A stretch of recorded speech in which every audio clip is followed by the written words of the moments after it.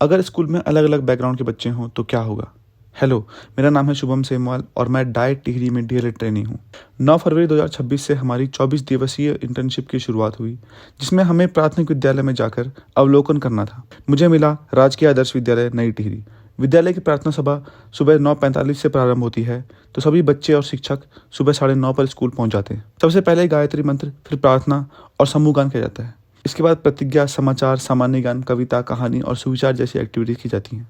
उसके बाद पहला पीरियड आनंदम का होता है और उसमें आनंदम की समय सारणी के अनुसार गतिविधियां कराई जाती हैं।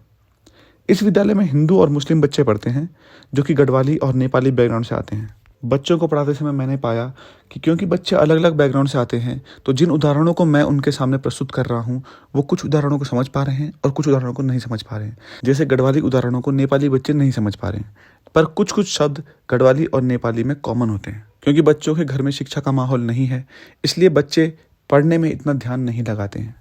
कुछ बच्चे पढ़ाई में बहुत अच्छे हैं, वहीं दूसरी तरफ कुछ बच्चों के घर में शिक्षा का माहौल नहीं है, इसलिए उन्हें पढ़ाई से ज़्यादा मतलब नहीं है। ऐसे बच्चे विद्यालय में सिर्फ खेलने आते हैं, अपने दोस्तों से मिलने आते हैं और मिड डे मील, जिसे आप पीएम पोषण कहा जाता है, उसके अंतर्गत जो भोजन दिया जाता है उसे ग्रहण करने आते हैं।